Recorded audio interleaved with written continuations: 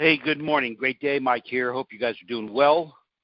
Hey, I want to cut a couple of recordings here for you all, give you some updates and some things that we're doing here. But today I want to get into some processes here for you guys to think about in your business. You know, I'm hearing often that we're getting leads and we're creating opportunities, we're having conversations with people, but we are not doing our very best to fully qualify out people to get the best outcome for yourselves in the whole process here.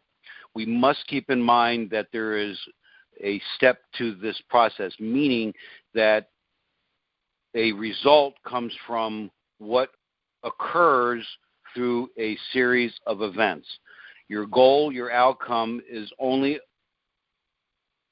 going to happen when you follow certain steps, meaning that the results that you get from getting an appointment are preceded by the qualification of a client, preceded by a follow-up, preceded by a lead gen activity, making calls, social media, whatever the case is.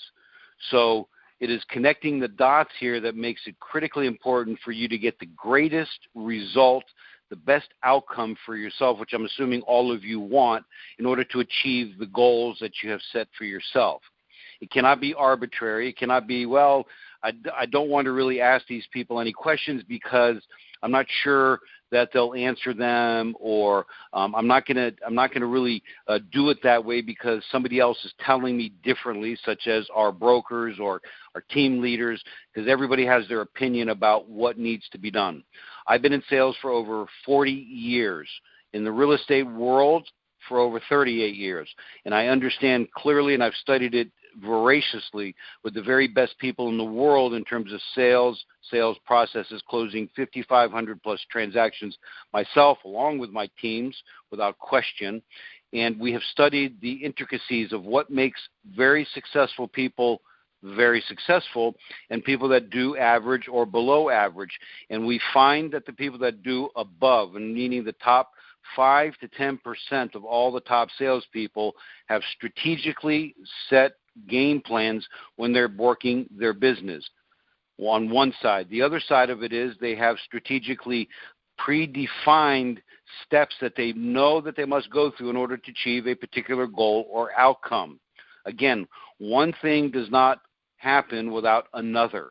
It's a series of events that must go hand in hand in order to achieve a particular goal and outcome. So on this particular recording, I want to step into something to talk to you guys about qualifying for maximum results in your business, improving the results that you're getting. You know, the important thing about pre-qualifying your clients, your prospects, it allows you to do several things. And one, you better understand the needs, wants, and desires of your prospects. You understand how they make their buying decisions. You better understand their personality styles so you can present to them in a way that they like to be presented to. Very important to understand that. Next, we must qualify 100% of the time. And oftentimes I go, well, Mike, you know, I already know some things, so here's the reason why we must do it each and every time, systematically, organized, and frankly, guys, not overcomplicated. You have a series of questions, you ask them, you interact with them, and you get to the bottom line with those questions.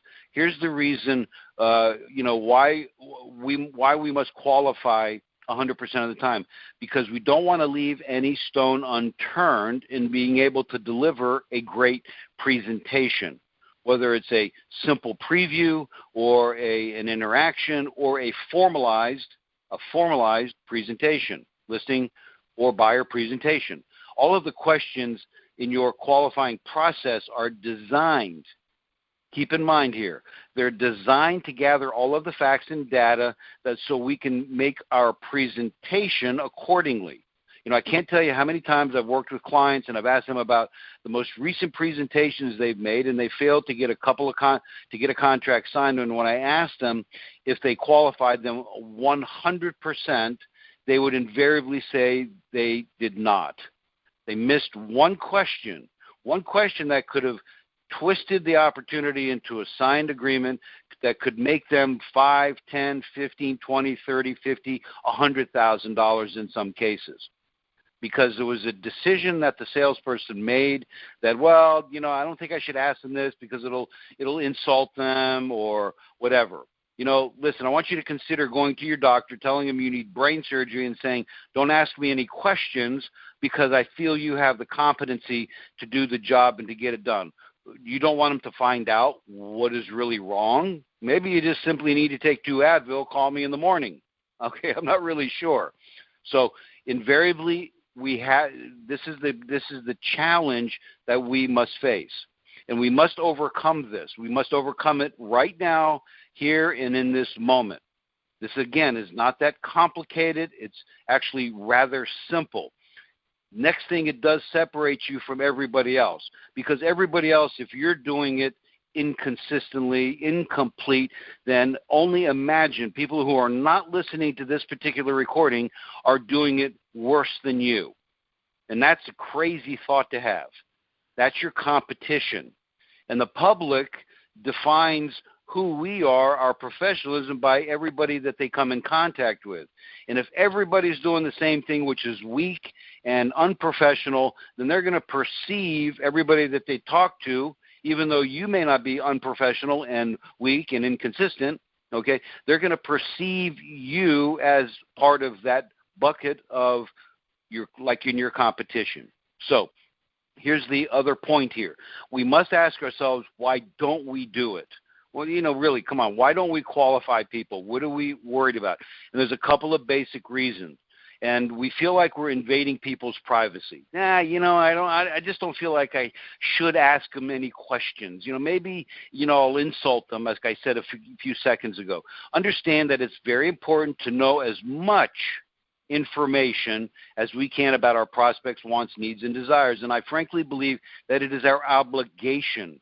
It is your and my responsibility to learn as much as we can because it is in their best interest, our prospects' best interest, for us to be well informed about their circumstances. Now, another reason why we don't qualify is because we feel that in our general conversations with the prospect, now listen carefully to me here, that in our general conversations with the prospect, we probably ask them some questions that we have received some answers from them, and therefore there's no real need to formally confirm and qualify them at a deeper level. So you have a general conversation on the phone. You're just basically looking to find out some data, some information. You're maybe attempting to set an appointment. You got a list of opportunities like expired listings or by owners or canceled or probate or whatever the case might be, or a referral for that matter, even the same thing, more specifically there, right? So we feel we ask them some questions, and we feel like that's plenty. It's good enough information for me. So we feel that we have enough data that's going to help us get the outcome that we want, when in reality we haven't done a deep enough job to clearly understand what their motivation is, why they're doing what they're doing, how soon they want to do it, and the list goes on. So it's critical that we understand the difference between general conversations versus being very specific is critical to our outcome here. So let me clear that up. While they both do the same, general conversations are where we typically just simply, our goal is to build rapport, that we could build a better connection with our prospects. Now, once we have set a specific appointment, as a result of that rapport building, determining their needs, wants, and desires at the base level, the fundamental, okay, it is now time and is incumbent upon us to go deeper. Now, once you set the specific appointment, it's time to get specifically and completely. You must be specific and complete in qualifying your prospects at a much deeper level. So you are completely clear. You don't want to go into the operating room with anything hanging out there. There's no need to be lingering when all you need to have done was ask some simple questions. do some some deep evaluation. Okay. Now, the best way to solve this particular dilemma is to simply let the prospect know that you have some very specific questions that you now must, and you use the words now must, ask before meeting with them, so you are fully, let me embellish that, fully prepared. You are fully prepared. And you say it, Mr. Seller, so I am fully prepared. And I'll get to that in a second. I'm fully prepared for your time together. When you get into a specific question that you may have already discussed with them, all you need to do is reconfirm.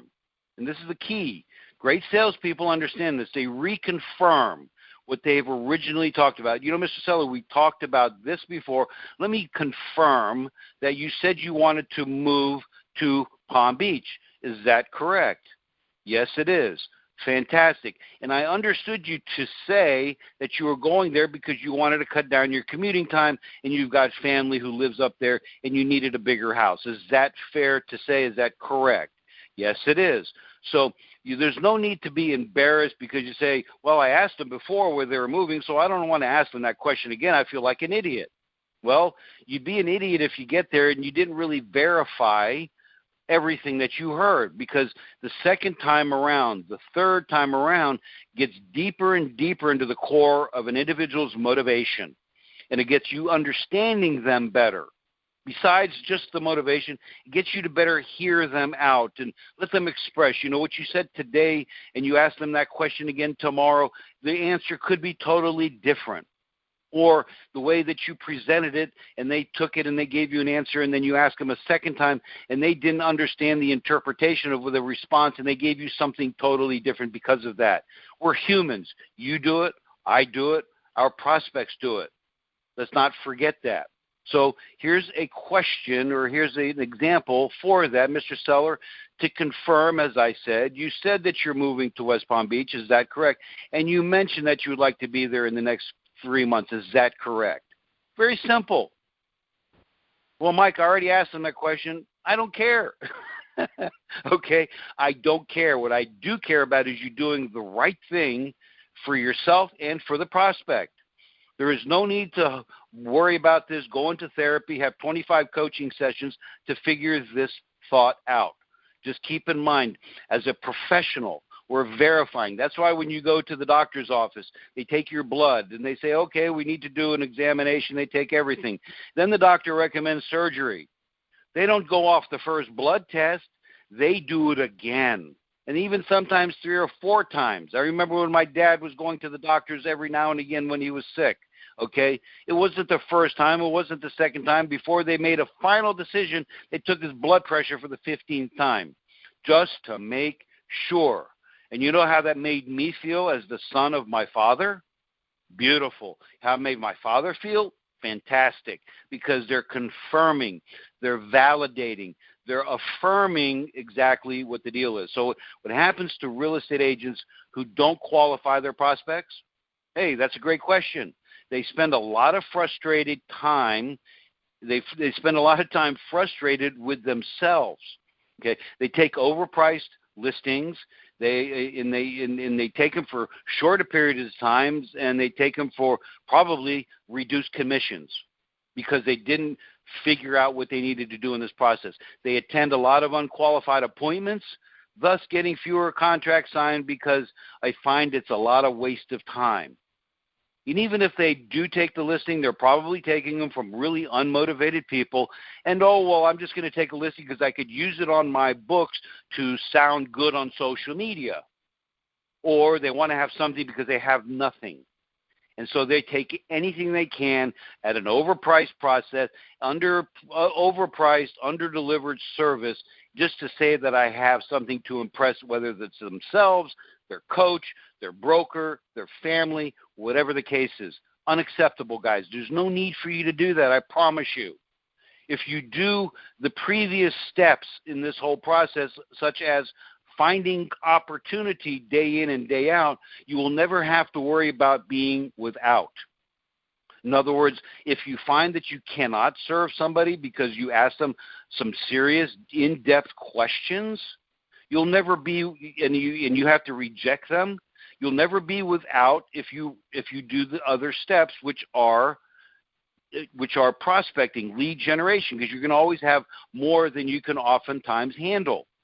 You might say, well, that's not the case here, but I'm not going to get into that now, but understand where I'm coming from here. You don't need to do that. So agents don't qualify their prospects and appointments, or the ones that do, let me say it this way, the ones that do qualify those appointments and their prospects are able to focus on activities that create income for themselves. They're not spinning their wheels trying to market an unsellable listing or wasting their time trying to convince sellers to reduce their price or argue with them when a contract comes in and it's at market price when your seller is at above price, and you got to waste your time trying to convince everybody in the whole process, try to get a discount on the property. It doesn't make any sense, okay?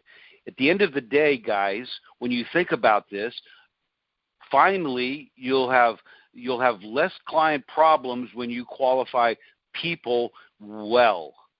Keep that in mind. You'll have less client problems, and you're going to have more business because you set the standards yourself for your business, not the clients. Always remember, they are the patient, and you are the doctor. They are the patient, and you are the doctor. So let's wrap this up with a couple of quick thoughts for you, okay? So keep this in mind as you go through these processes. Spend as much time, more time, invaluable time, qualifying people before investing time in meeting with them, okay? Now, sometimes you might have to go out there, build the rapport, and go out and meet somebody before you get into any in-depth presentation process. That's what we call previewing, shaking somebody's hand, meeting them, etc. Taking out of the account of what's currently going on at the time of this recording, we're in the middle of a health crisis, but it has no bearing on the goal here of what I'm trying to get across to you. My goal here for you is to qualify as much as possible before meeting with them. I'll give you a quick example. If I'm calling a buy owner up and I say, my name is Mike with ABC Realty, and I'm calling to see if your house is still for sale. Great. I'm glad to hear it is. By the way, are you open to paying a commission if I refer a buyer to you? Sure, but we're not going to list the home with you. Not a problem. When would be a good time for me today to come by? Would 4 o'clock be good, or would 5 o'clock be better for you? Perfect. I'll be there at 5 o'clock. Just to confirm, I have your address here, which some agents do not do. They just see an address and they assume that's what it is, and most of the time it is right, but nice thing to do. Let's confirm that one too. Let's qualify the address, right? So just to confirm, Mr. Jones, your address is 125 Apple Street. Is that correct? Yes, it is. Fantastic. Well, I appreciate your time. I look forward to seeing you at 5 today. Hey, by the way, just out of curiosity, before I come and meet you today, what's your goal in selling? What is your objective? What are you trying to accomplish here? I give you an answer, whatever that might be. Terrific. And just out of curiosity, again, when you sell, what is your timeline? Ideally, quote unquote, when would you like to be moved? And they give you an answer. Perfect. Well, listen, I look forward to meeting you again today at 5. If you have any questions, you have my number. Give me a call. And in the meantime, I'll look forward to seeing you at 5 today. Thanks so much. Have a great day. Bye-bye for now. Again, qualify before investing time. Well, we really don't need to sell. The property is listed with somebody else. And if you have a buyer, bring them by. Otherwise, don't waste your time. You'll never be without, because you're making calls and you're going to get clarity with this question. Next point here is keep your qualifying questions with you at all time. Keep them with you all the time. You should have them in your office. You should have them in your car. You should have them at your home with you if you're working out of your home, which most of us are today, and when you're previewing homes. You need to have your qualifying questions with you. Not only have them with you, but you should really memorize them, ideally. But don't worry about memorizing them because, excuse me, you do want to take them with you and have them in a formal setting, whether it's on the phone or face-to-face. You want to have the document there, and that's attached in this email that you're going to be getting here with this recording, okay? The next thing is look for people that have to sell while you're qualifying them. Look for people that have to sell. Now, I know sometimes, some people just want to sell and they want to try to get the best they can. That might be okay in some kids' situations, but again, the mindset must be, let me say it this way to make it easy for all of us, that we ideally, and I'm sure you'll agree with me, right, that it is better to work with people that have to do something versus people that want to do something. It makes your life easier. Sellers that have to sell are more inclined to answer your questions when you ask them, and they're more inclined to set appointments with you versus sellers who just want to be doing something. So be clear on what might the motivation is. It job, divorce, financial difficulties, buying a bigger home because they can't get up and they're having children and they need a bigger space. They want to get a smaller home because they can't get up and down the stairs any longer, or they're now empty nesters, okay? And obviously there's a few others. So work ideally with people that have to, and be cautious of the people that want to. And it's even more important with people that want to sell because there's no primary motivation except I want to try to get as much as I can, and if I don't sell it, it's not a big deal. So it is incumbent upon you to go even deeper with those folks. And frankly, it's a little bit more work, if not a lot more work, when there's little motivation. Keep that in mind. Keep in mind next is that your competition, as I said a few seconds ago, ever, if rarely, qualifies people, thus making you point to your chest and say, me, okay, you look more professional in the eyes of the prospects. They never get this from anybody else. They're only getting it from you because you're listening to this. God willing, you're going to implement it, right? So at the end of the day, your competition rarely does it. Forget the TV shows that you see and they come in. You miss behind the scenes. What's behind the curtain of the wizard? You don't understand that. I don't understand it. I could probably guess. You could probably guess. But at the end of the day, listen, we must do this because it separates us from everybody else.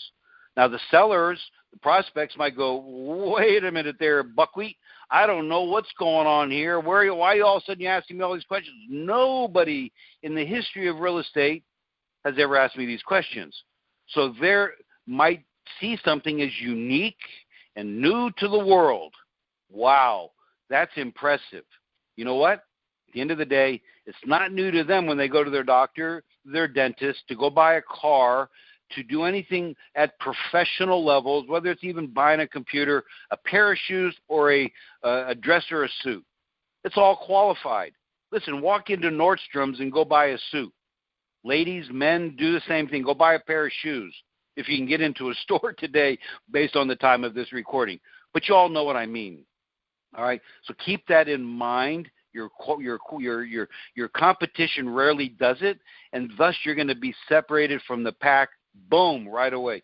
If you're working with buyers, okay, have your lender qualify the buyer from their financial perspective, and you qualify them regarding their home and their motivation. You should know what to qualify people on in terms of monies.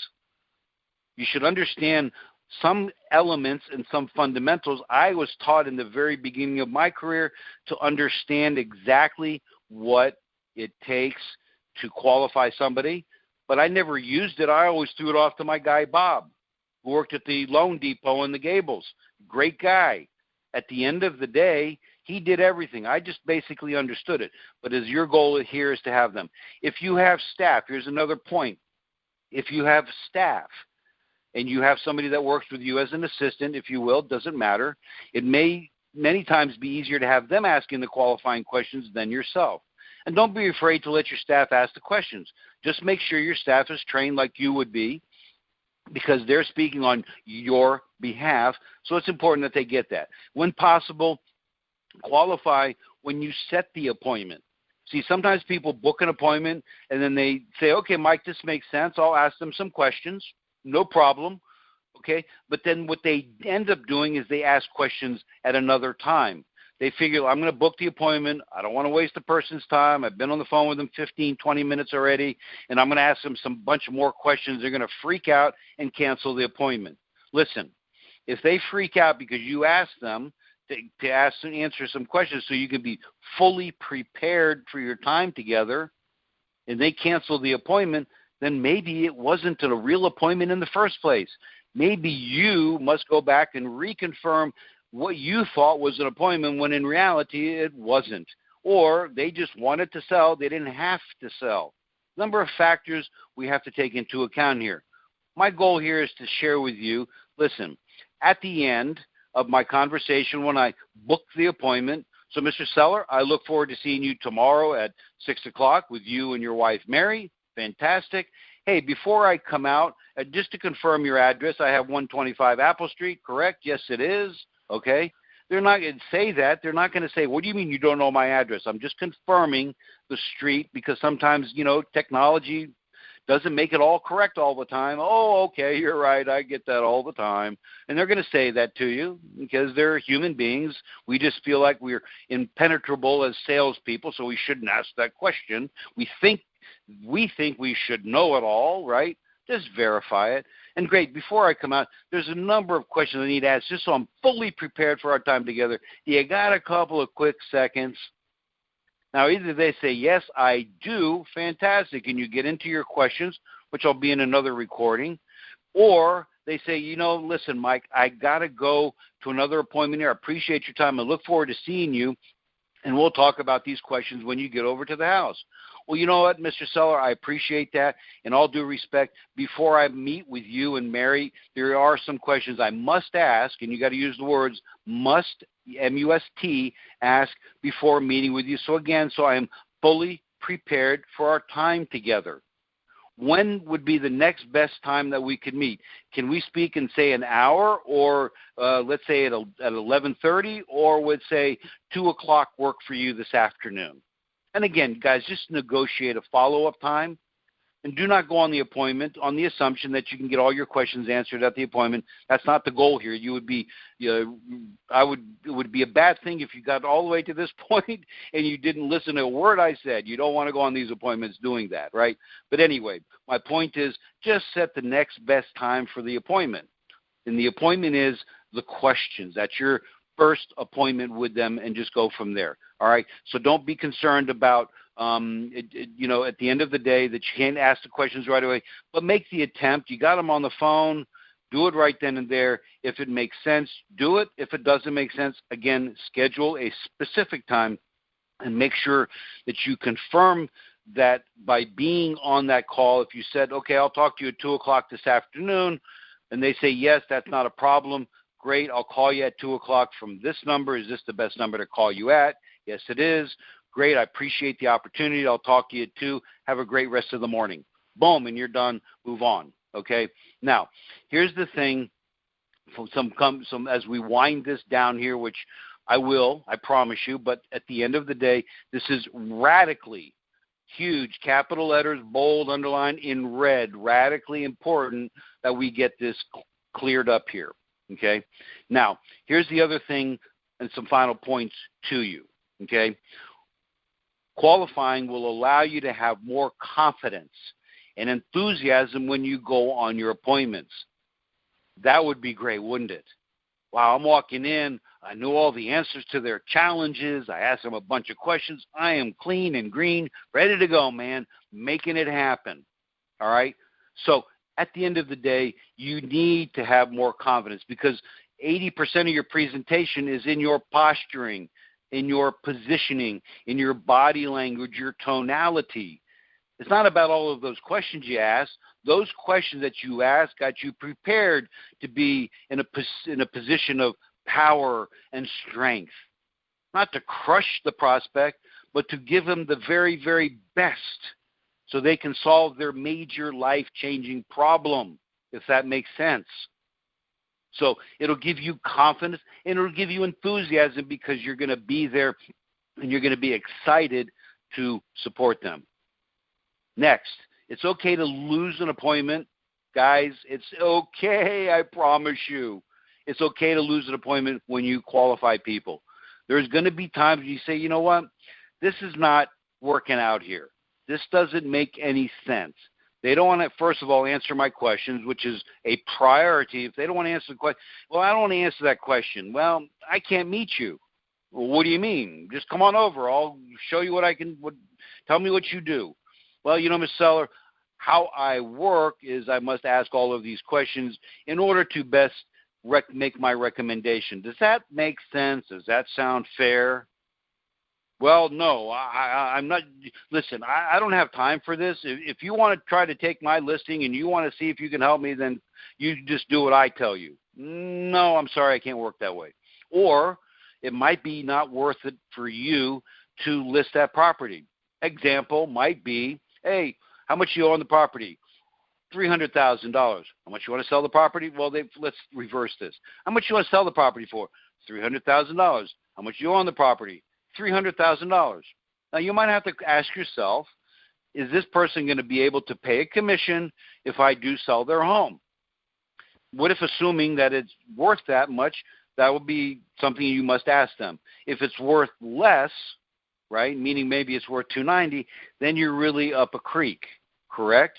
Now, if they do say that and you say to them, well, Mr. Seller, you want to sell it for $300, and let's assume that it's worth that much, and you owe $300, is there a way that you're going to figure out how to compensate me when I do sell your property, such as my commission? Okay, you must say that just to that point. Don't be quiet about the fact that you're going to be paid a commission. Bring it up at that point. Make sense? Now, if they say, you know what, I never thought about that. Gosh, this is a big dilemma. I don't know what to do. I'm not going to get into what you could do there and what you should do there in this particular conversation, but it may be something, there may be other things. You just have to listen carefully when you ask your questions. Maybe this doesn't make sense. And frankly, it's better to lose them at that point of your qualifying process than wasting your time on the appointment. I'd rather you go out there and find a new opportunity. I hate to say it, and I don't really like saying it, but it is the reality of some situations, and that's okay. Then let's get to this. Qualifying allows you to draw out questions and objections in advance. This is the coolest thing. I love this piece right here because it enables you, when you ask a question, they're going to give you an answer, and they might give you an objection in advance that you're ready and you could prepare for when you get onto your appointment. This will allow you to be ready with the answers when you get to those appointments or objections. And remember that knowing this information before you go on that appointment is an extremely powerful position to be in. Now, we should be listing between 70 to 90% of the people that we make a presentation to. And by qualifying intensely, as I'm talking about today, not only ensures that closing percentage, but also can increase it. And I mean that literally. So qualifying intensely, like I'm speaking of, will ensure that your closing percentages will rise. Now, you might say, well, Mike, if I qualify all these people, what if I have fewer appointments? Well, so what? I'd rather you go on 5 good appointments than 10 waste of time appointments, right? Because if you can go in and take 4 out of 5 versus 2 out of 10, what's the better use of your time? Well, 10 appointments, wasting my time. I'm going to go on. I got to spend at least between the drive time, the prep time, the follow-up time, the angst time, the emotional time. I've got 2 to 3, 4 hours invested just before I even meet these people. Then I got to go meet them and jibber jabber for about an hour or two because I didn't qualify them out. And as a result, I need to really spend more time at the meeting rather than getting in and getting out responsibly. Okay, so you're going to be spending less, maybe going on fewer appointments, but you're going to have a higher closing percentage, and as a result, take more listings. Rewind back to this point again, okay, and I want you to listen to this segment. The last point here, guys, is this. When qualifying, if the prospect's answers are unclear or seem uncertain or vague, never be afraid to ask for clarification. This is the top salespeople's goal. Looking, again, as I said earlier in this recording, looking for clarification, getting clarity on what you've asked them. If you hear uncertainty, well, I think I'm moving to Palm Beach versus we're moving to Palm Beach. The think point is not clarification. And Mr. Seller, may I ask you, just out of curiosity, you said you think you like to move to Palm Beach. Is there another area that you would consider? Well, we're thinking about Boca, or we're thinking about Fort Lauderdale, or we're thinking about Key West. We're just really not sure. Well, ideally, and now here's a clarifying question. Ideally, if you had a magic wand waved it over your situation, where would you really like to be with a big smile on your face? Because they can feel you smiling on the phone. Well, Mike, at the end of the day, we'd really love to be in the Keys. Okay, perfect. Not a problem. Again, guys, you're just clarifying uncertainty, words that sound uncertain, responses that are ambiguous, vague. You can tell it's, I'm not really sure. And you've got to take off your brain here, and I'll get there in a second. You got to make sure that you're very clear about this and going through this process. And then the last point here, guys, which is not on my notes, which I'm reading from right now, all right, is this. In order to help you better qualify people, to better have the dialogue and the conversations that are absolutely critically important for you and your client to have, don't be attached to the outcome.